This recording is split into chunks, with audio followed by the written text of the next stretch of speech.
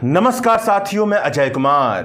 भारत पाकिस्तान तनाव और ऑपरेशन सिंदूर पर सोशल मीडिया पर लिखी इस पोस्ट को थोड़ा गौर से सुनिएगा। सुनकर यह बताइएगा कि पोस्ट में ऐसा क्या है कि इस पोस्ट के लेखक प्रोफेसर अली खान महमूदाबाद को भारतीय न्याय संहिता की धारा 152 के तहत भारत की संप्रभुता, एकता और अखंडता को खतरे में डालने के आरोप में गिरफ्तार कर लिया जाए। प्रोफेसर अली खान महमूदाबाद की पोस्ट यह है। उन्होंने लिखा है कि भारत ने रणनीतिक रूप से एक नया चरण शुरू किया है। इसमें पाकिस्तान में सेना और आतंकवाद, नॉन स्टेट एक्टर्स के बीच का अंतर खत्म किया जा रहा है। इसका मकसद है कि किसी भी आतंकवादी गतिविधि का जवाब अब सैन्य कार्रवाई से दिया जाएगा। इसमें पाकिस्तानी सेना पर जिम्मेदारी आती है कि वह आतंकवादी और गैर राज्य तत्वों के पीछे छिपकर बहाने न बनाए। पाकिस्तानी सेना लंबे समय से गैर राज्य तत्वों का इस्तेमाल इस पूरे इलाके को अशांत करने के लिए करते आ रही है। साथ ही अंतर्राष्ट्रीय मंच पर खुद को पीड़ित भी दिखाती है। यह प्रोफेसर अली खान महमूदाबाद की पोस्ट है। उन्होंने आगे लिखा है कि ऑपरेशन सिंदूर भारत पाक संबंधों की पुरानी धारणाओं को बदल देता है। अब आतंकवादी हमलों का जवाब सैन्य कार्रवाई से दिया जाएगा। सेना और आतंकवादी के बीच फर्क नहीं किया जाएगा। फिर भी भारतीय सेना ने सावधानी बरती है कि सैन्य या नागरिक ठिकानों को निशाना न बनाया जाए ताकि अनावश्यक तनाव न बढ़े। संदेश साफ है, अगर आप अपने आतंकवाद की समस्या से नहीं निपटते तो हम निपटेंगे। दोनों तरफ नागरिकों की जान का नुकसान दुखद है और यही मुख्य कारण है कि युद्ध से बचना चाहिए। यह प्रोफेसर अली खान महमूदाबाद ने लिखा है। अब वो आगे लिखते हैं कि कुछ लोग बिना सोचे समझे युद्ध की वकालत करते हैं, लेकिन उन्होंने न तो युद्ध देखा है, न ही किसी संघर्ष क्षेत्र में जाकर उसका दर्द महसूस किया है। मॉक सिविल डिफेंस डील में हिस्सा लेने से कोई सैनिक नहीं बन जाता, न ही वह उस दर्द को समझ सकता है जो संघर्ष में नुकसान झेलने वालों का होता है। प्रोफेसर अली खान महमूदाबाद आगे लिखते हैं कि वार इज अ ब्रूटल, युद्ध क्रूरता है। गरीबों को ज्यादा नुकसान उठाना पड़ता है। केवल नेता और रक्षा कंपनियां ही इससे मुनाफा कमाती हैं। लेकिन युद्ध अपरिहार्य है, यानी चाह कर के भी युद्ध नहीं रोका जा सकता है, क्योंकि राजनीति में अपने हितों को साधने के लिए हिंसा का इस्तेमाल भी होना तय है। कम से कम इतिहास तो हमें यही बताता है। मगर हमें यह समझना होगा कि राजनीतिक संघर्षों का समाधान कभी भी मिलिट्री के तौर तरीके से नहीं हुआ है। और अंत में वह लिखते हैं कि मैं बहुत खुश हूं कि इतने सारे दक्षिणपंथी कमेंटेटर कर्नल सोफिया कुरैशी की तारीफ कर रहे हैं, लेकिन उन्हें उतनी ही जोर शोर से उन लोगों के लिए भी आवाज उठानी चाहिए जो मॉब लिंचिंग, मनमाने ढंग से बुलडोजर चलाने और बीजेपी के नफरत फैलाने की नीतियों के शिकार हो रहे हैं। उन्हें भारतीय नागरिक के तौर पर सुरक्षा मिलना चाहिए। 2 महिला सैनिक जब भारत का पक्ष रखती हैं तो एक शानदार छवि, एक शानदार ऑप्टिक्स बनती है, लेकिन इस छवि को जमीनी हकीकत में भी बदलना होगा, वरना यह सिर्फ हिपोक्रेसी यानी कि पाखंड होगा। जब एक प्रमुख मुस्लिम राजनेता ने पाकिस्तान मुर्दाबाद कहा और इसके लिए पाकिस्तानियों ने उन्हें ट्रोल किया, तो भारतीय दक्षिणपंथी कमेंटेटर ने उनकी रक्षा करते हुए, मतलब उनका बचाव करते हुए कहा कि वह मुल्ला है, वह हमारा मुल्ला है। बेशक यह थोड़ा सा मजाकिया है, लेकिन यह भी दर्शाता है कि सांप्रदायिकता ने भारतीय राजनीति को कितनी गहराई से असर डाला है।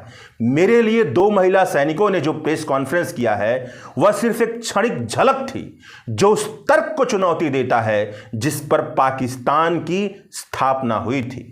जैसा कि मैंने कहा, आम मुसलमानों की जमीनी हकीकत उससे अलग है जो सरकार ने दिखाने की कोशिश की, लेकिन साथ ही प्रेस कॉन्फ्रेंस दिखाती है कि विविधता में एकजुट भारत का विचार पूरी तरह से मरा नहीं है। जय हिंद। यह जो मैंने पूरी बात पढ़ी और आपको सुनाई, यह प्रोफेसर अली खान महमूदाबाद की पोस्ट है। अब आप सोचकर बताइए कि इन लाइनों में ऐसा क्या है जो देश को खतरे में डालने वाला कहा जा सकता है। इस पोस्ट में ऐसा क्या है जिससे दुश्मन देश को फायदा पहुंच सकता है। आप आप सबको पता है कि इसमें कुछ भी नहीं है जिसके लिए किसी की गिरफ्तारी की जाए, बल्कि यह सुचिंतित पोस्ट है। जो चिंतन मंथन की दुनिया में लगे रहते हैं वह यह पोस्ट सुनकर या पढ़कर यह कहेंगे कि यह अभिव्यक्ति की आज़ादी का, फ्रीडम ऑफ स्पीच का एक शानदार नमूना है। मगर ऑपरेशन सिंदूर पर लिखी गई इस तरह की कुछ सोशल मीडिया पोस्ट के लिए अशोका यूनिवर्सिटी के प्रोफेसर अली खान महमूदाबाद को हरियाणा पुलिस ने 18 मई को गिरफ्तार कर लिया। अली खान महमूदाबाद के खिलाफ 2 एफआईआर दर्ज किए गए हैं, दो, और यह दोनों एफआईआर किसी अनजान व्यक्ति ने नहीं, किसी रैंडम व्यक्ति ने नहीं, बल्कि भारतीय जनता पार्टी के पदाधिकारियों की शिकायत पर दर्ज किए गए हैं। एक शिकायत भारतीय जनता पार्टी के नेता योगेश जेठरी की शिकायत पर दर्ज की गई है, जो सोनीपत गांव के एक सरपंच है और हरियाणा में भाजपा यूथ विंग के जनरल सेक्रेटरी हैं। दूसरी शिकायत FIR Haryana state commission for women की चेयरपर्सन रेणु भाटिया ने दर्ज करवाई है। Haryana state commission for women chairperson Renu Bhatia की शिकायत यह है कि प्रोफेसर अली खान महमूदाबाद ने ऑपरेशन सिंदूर पर ऐसी फेसबुक पोस्ट लिखी है जिसमें कर्नल सोफिया कुरैशी और व्योमिका, जो कमांडर व्योमिका सिंह हैं, उनका अपमान हुआ है। आपने पढ़ा, कहां अपमान था? अली खान महमूदाबाद की पोस्ट ने भारतीय सशस्त्र बलों में उनके पेशेवर अधिकारों की भूमिका को कमतर करके दिखाया है। आपने पढ़ा, कहीं भी कुछ भी नहीं था। आपने सुना ध्यान से। रेणु भाटिया ने प्रोफेसर अली खान महमूदाबाद की 2 ऐसी फेसबुक पोस्ट और भी दिखाई जहां उन्होंने नरसंहार और अमानवीकरण और पाखंड जैसे शब्दों का बार बार इस्तेमाल किया है। रेणु भाटिया का कहना है कि इन पोस्टों ने तथ्यों को गलत तरीके से पेश किया है, सरकार और भारतीय सशस्त्र बलों पर सांप्रदायिक दुर्भावना का आरोप लगाया है, साथ ही सांप्रदायिक तनाव भड़काने और आंतरिक शांति भंग करने की कोशिश की है। कर्नल सोफिया कुरैशी और व्योमिका सिंह को लेकर के, यानी जो 2 महिला अफसर ने प्रेस कॉन्फ्रेंस की थी, उनको लेकर के जो प्रोफेसर अली खान महमूदाबाद ने पोस्ट लिखी थी वह तो आपने सुन ली। हिपोक्रेसी यानी कि पाखंड शब्द का जहां पर इस्तेमाल जिस तरह से किया है और जिस संदर्भ में किया है वह भी आपने सुन लिया है। अब प्रोफेसर अली खान महमूदाबाद के उस पोस्ट को भी सुन लेते हैं जिस पोस्ट में उन्होंने डिह्यूमनाइजेशन यानी कि अमानवीकरण, जेनोसाइड यानी नरसंहार जैसे शब्दों का इस्तेमाल किया है, जिसके खिलाफ शिकायत की गई है। प्रोफेसर साहब ने लिखा है कि युद्ध की अंधी प्यास, शांति समझौते के बावजूद कुछ लोग युद्ध के लिए चिल्ला रहे हैं। युद्ध पहले सीमित था लेकिन अब यह हर जगह है और कहीं नहीं है। युद्ध से हमेशा नागरिक प्रभावित होते हैं, लेकिन सैन्य तकनीक के कारण अब इसका असर पहले से कहीं ज़्यादा है। जब आप युद्ध की मांग करते हैं या किसी देश को खत्म करने की बात करते हैं तो आप क्या मांग कर रहे हैं? पूरे समुदाय का नरसंहार। मैं जानता हूं कि इजराइल ऐसा कर रहा है और कुछ भारतीय इसे सराहते हैं, लेकिन क्या हम वाकई बच्चों को भविष्य के दुश्मन मानकर उनकी हत्या का समर्थन करना चाहते हैं? आप बॉर्डर से दूर हैं या इतनी नफरत से भरे हैं कि किसी देश, धर्म, जाति या समुदाय को इंसान नहीं मानते? इसका मतलब यह नहीं कि आप सुरक्षित हैं। यह हर उस जगह लागू होता है जहां संघर्ष है। किसी पूरे समुदाय को उनके सरकार के बराबर नहीं मान सकते। युद्ध अंततः सबको प्रभावित करता है। जब आप कहते हैं कि उन्हें खत्म कर दो, नष्ट करो, तब आप क्या कह रहे हैं? जरा ठहर कर सोचिए। आप कह रहे हैं कि बच्चों, बुजुर्गों, अल्पसंख्यकों, युद्ध विरोधियों और उन मासूमों को मार डालो जो आपकी ही तरह माता पिता, बेटा बेटी, दादा दादी या दोस्त बनाना चाहते हैं। आप ऐसा तब तक नहीं कह सकते जब तक आपने उन्हें पूरी तरह से इंसान मानना बंद ना कर दिया हो, उनका अमानवीयकरण ना कर दिया हो। मीडिया, धार्मिक, सामुदायिक नेता और राजनेता यही तो करते हैं। दूसरों को इतना अमानवीय बना देते हैं कि आप उन्हें इंसान नहीं मानते। यह रेड क्लिफ रेखा के दोनों तरफ हो रहा है। हर जगह उन्मादी लोग हैं, लेकिन देश के बॉर्डर के करीब रहने वाले जानते हैं कि युद्ध का मतलब क्या होता है। मनमानी, अप्रत्याशित और बेतुकी किस्म की मौत। सीमा से दूर रहने वालों को लगता है कि युद्ध कोई वीडियो गेम है। यह अमानवीकरण, यह डिह्यूमनाइजेशन हमारी गहरी असुरक्षाओं का लक्षण है। हम किसी और की मानवता को नकार कर खुद को साबित करना चाहते हैं, लेकिन जैसे ही हम किसी को अमानवीय बनाते हैं, भले ही वह हमारे मूल्यों के खिलाफ हो, हमारे विश्वास के खिलाफ हो, हम अपनी सबसे नीची प्रवृत्तियों के सामने झुक जाते हैं, हम अपने विनाश के बीज बो देते हैं। लोग कहेंगे कि शांति की बात करने वाले कायर हैं।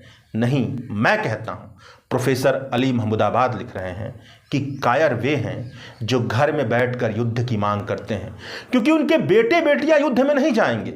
नागरिकों में जो युद्ध भड़काने की प्रवृत्ति दिख रही है, वह वास्तव में युद्ध की गंभीरता का अनादर करती है और उन सैनिकों के जीवन का अपमान करती है जिनका जीवन युद्ध के दौरान सबसे अगली पंक्ति में खड़ा रहता है।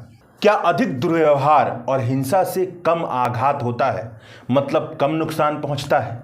दुनिया में सैन्य औद्योगिक परिसर मतलब मिलिट्री इंडस्ट्रियल कॉम्प्लेक्स सबसे ज़्यादा मुनाफा वाला बिजनेस है, तकरीबन $2 ट्रिलियन का।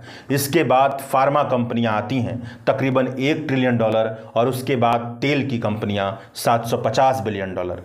युद्ध लाभ और लालच के बारे में है, आदर्शों और मूल्यों के बारे में नहीं।